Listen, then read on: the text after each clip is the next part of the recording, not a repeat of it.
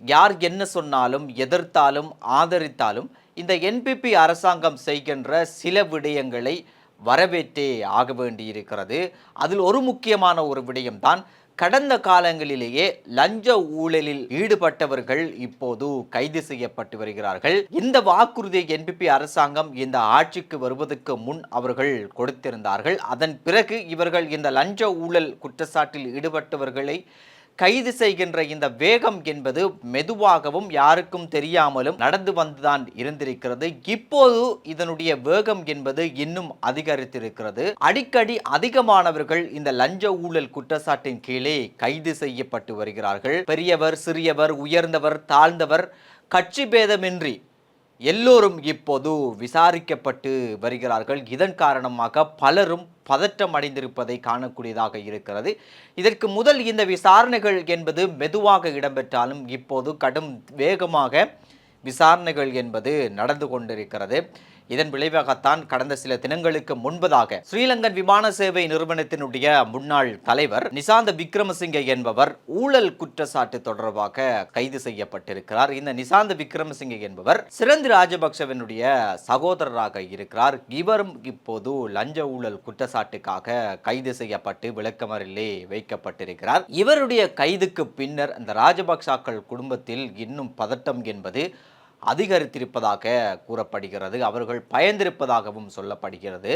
காரணம், இவருடைய இந்த குற்றச்சாட்டை தொடர்ந்து விசாரிக்கின்ற போது இதற்குள் சிரந்தி ராஜபக்ச மாட்டிக்கொள்வார், அவரை இவர்கள் கைது செய்வார்கள் என்று அறிந்து அவர்கள் இப்போது கலக்கத்தில் இருப்பதாக கூறப்படுகிறது. கடந்த காலங்களிலேயே நாமல் ராஜபக்சவனுடைய பேச்சுக்களை பார்க்கின்ற போது அவர் சொன்ன விடயம்தான், எனக்கு ஒரு ஆசை இருக்கிறது, அந்த ஆசைதான் எந்த அரசாங்கத்தின் கீழே மஹிந்த ராஜபக்ச எந்த விதமான குற்றமற்றவர் என்று நிரூபிக்க வேண்டும், அவரை விடுதலை செய்ய வேண்டும் என்கின்ற ஆசை என்பது இந்த அரசாங்கத்துக்கு கீழே நடக்க வேண்டும் என்று அவர் சொல்லியிருந்தார்.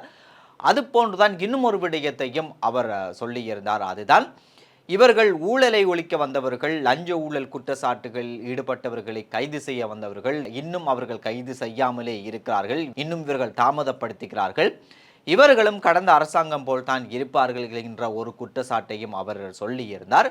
இவ்வாறு பேசிய நாமல் ராஜபக்சவுக்கு இப்போதோ சிரந்தி ராஜபக்ச கைது செய்யப்படலாம் என்கின்ற செய்தி வந்ததை அடுத்து அவரும் இப்போது பதறி இருப்பதாக சொல்லப்படுகிறது. இந்த பின்னணியில் தான் ஒரு செய்தி என்பது பரபரப்பாக பேசப்பட்டு வந்தது. அதுதான், சிரந்தி ராஜபக்சவை கைது செய்ய வேண்டாம் என்று ஜனாதிபதி அனுரவுக்கு சொல்லுமாறு மஹிந்த ராஜபக்ச மகாநாயக்க தேரர்களிடம் ஒரு வேண்டுகோளை விடுத்ததான ஒரு செய்தி என்பது பரபரப்பாக பேசப்பட்டு வருகிறது. ஆனால் அந்த செய்தியில் எந்தவிதமான உண்மைத்தன்மையும் இல்லை, அது இந்த அரசாங்கம் பரப்புகின்ற பொய் செய்தியாகவே இருக்கிறது என்று மஹிந்த ராஜபக்ச தரப்பிலிருந்து நாமல் ராஜபக்ச சொல்லியும் இருந்தார். ஆனால் மகாநாயக்க தேரர்கள் மஹிந்த ராஜபக்சவுக்கு இவ்வாறான ஒரு பதிலை அளித்தார்களாம். அதுதான், கடந்த காலங்களிலேயே ஒரு ஜனாதிபதியாக வருகின்றவர் இவர்களை சந்திக்கின்ற போது மகாநாயக்க தேரர் பக்கத்திலிருந்து அவர்களிடம் வேண்டுகோள் விடுக்கின்ற ஒரு முக்கியமான வேண்டுகோள் தானாம், இந்த லஞ்ச ஊழல் குற்றச்சாட்டில் ஈடுபட்டவர்களை கைது செய்ய வேண்டும், அதனை நிறுத்த வேண்டும் என்பதுதான்.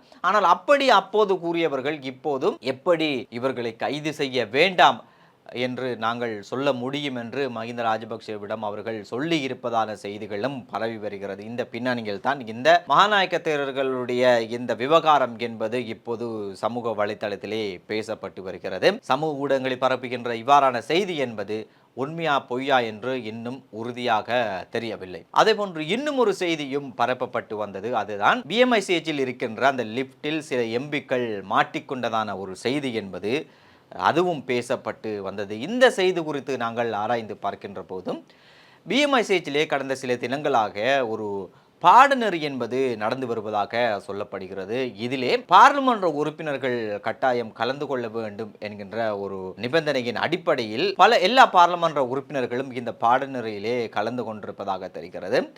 கடைசியாக நடந்த இந்த சம்பவம் நடந்த அதே தினம் பல பாராளுமன்ற உறுப்பினர்கள் கலந்து கொண்டிருக்கிறார்கள். இந்த பாடநெறி என்பது இரவு 7:30 மணிக்கு முடிந்திருப்பதாக பேசப்படுகிறது. அதன் பிறகு பலர் லிப்டிலே சென்றிருக்கிறார்கள். கிட்டத்தட்ட 10 பேர் லிப்டில் சென்றிருப்பதாக தெரிகிறது. அதிலே 4 பேர் பாராளுமன்ற உறுப்பினர்களாக இருந்திருக்கிறார்களாம். எஸ்ஜேபியை சேர்ந்த 3 பேரும், என்பிபியை சேர்ந்த ஒரு பாராளுமன்ற உறுப்பினரும் இருந்திருக்கிறார்களாம். எஸ்ஜேபி சேர்ந்த பாராளுமன்ற உறுப்பினர்களில் சமிந்திராணி கிரியல்ல, சித்ரால் பெர்னாண்டோ, சதுர கலபதி ஆகியோரும் அதே போன்று என்பிபியை சேர்ந்த நிலந்தி கொட்டகச்சியும் இந்த லிப்டுக்குள் மாட்டிக்கொண்டிருக்கிறார்களாம். ஒரு தொழில்நுட்ப கோளாறு காரணமாக இந்த லிப்ட் என்பது இடையிடைவில் நின்றதன் பிறகு அதுக்குள் இருந்த பலரும் பதட்டம் அடைந்திருக்கிறார்கள். அதிலும் குறிப்பாக நிலந்தி கொட்டகச்சி என்பவர் அதிகம் பயந்ததாக சொல்லப்படுகிறது. அதன் பின் சமிந்திராணி கிரியல்ல இவர்கள் அனைவரையும் சமாதானப்படுத்திவிட்டு அமைதிப்படுத்திவிட்டு அங்கிருந்த அவசர அழைப்பை ஏற்படுத்தி அதன் பிறகு அதனை சரி செய்கின்றவர்கள் வந்து அதை சரி செய்து விட்டு பார்த்தால் அந்த லிப்டினுடைய கதவு என்பது திறந்தால் பெரிய ஒரு சுவருக்கு முன் அது மாட்டிக்கொண்டிருப்பதாக தெரிகிறது. அதன் பிறகு பெரும் சிரமத்துக்கு மத்தியிலே இவர்கள் அனைவரும் மீட்டெடுக்கப்பட்டதாக சொல்லப்படுகிறது. இந்த கதை இப்படி இருக்கின்ற போது கொழும்பு மாநகர சபையை எஸ்ஜேபி கைப்பற்றாமல் போனதுக்கு பல காரணங்கள் சொல்லப்பட்டு வருகிறது.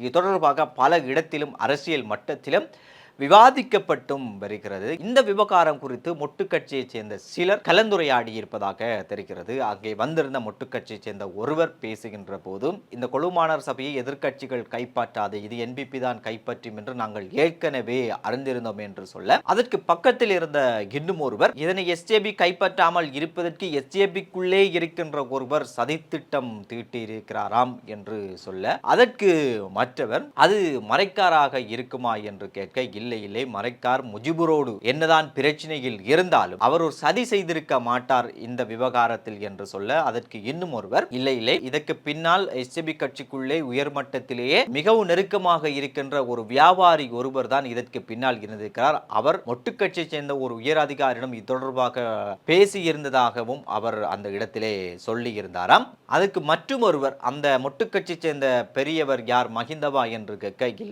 இல்லை மஹிந்த இல்லை, அவருக்கு கீழே இருக்கின்ற ஒருவரிடம் அவர் பேசியிருப்பதாக அவர் சொல்லியிருந்தாராம். ஆனால் அங்கிருந்த இன்னும் ஒருவர் இந்த ரகசிய வாக்கெடுப்பு என்பது கட்சிகளுக்குள்ளே இருக்கின்ற மேல்மட்டத்தில் இருப்பவர்களுக்கு ஏற்கனவே தெரிந்திருக்கிறது, ஆனால் முஜிபுருக்கு அது தெரியாமலே போய்விட்டது என்று சொல்லி இருந்தாராம். இந்த விவாதம் நடைபெற்ற இந்த இடத்திலே மொட்டு கட்சியினுடைய இரண்டாம் நிலையில் இருக்கின்ற தலைவர்களும் கலந்து கொண்டிருந்தார்களாம். அவர்களுக்குள் பேசுகின்ற போது முக்கியமாக சஞ்சீவ எதிரிமன்னம் மற்றும் மொட்டு கட்சியினுடைய செயலாளர் சாகர காரியவசமுக்கு இடையிலே இந்த இடத்திலேயே அவர்கள் இரண்டு பேரும் பேசிக் கொண்டிருந்தார்களாம். அவர்கள் இரண்டு பேரும் பேசுகின்ற போது சஞ்சீவ எதிர்மன்ன பேசுகின்ற போது, இப்போது இவர்களுக்கு எந்த வேலையும் இல்லை என்று தெரிகிறது, இவர்கள் செய்ய வேண்டிய ஒரு வேலைதான் காத்திருப்பது என்று சொல்ல, அதற்கு சாகர காரியவசம் பெசில் ராஜபக்ச ஒவ்வொரு நாளும் எனக்கு அழைப்பை ஏற்படுத்தி என்ன நடக்கிறது என்கின்ற அப்டேட்டுகளை அவர் கேட்டுக்கொள்வார், நான் அதை எல்லா அப்டேட்டையும் நான் கொடுத்து கொண்டே இருப்பேன் என்று சொல்ல, அங்கிருந்த ஜோன்சன் பெர்னாண்டோ இன்னும் ஒரு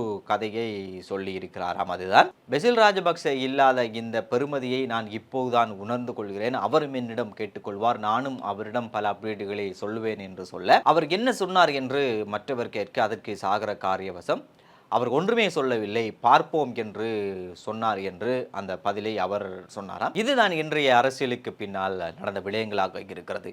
மீண்டும் நாளை சந்திப்போம்.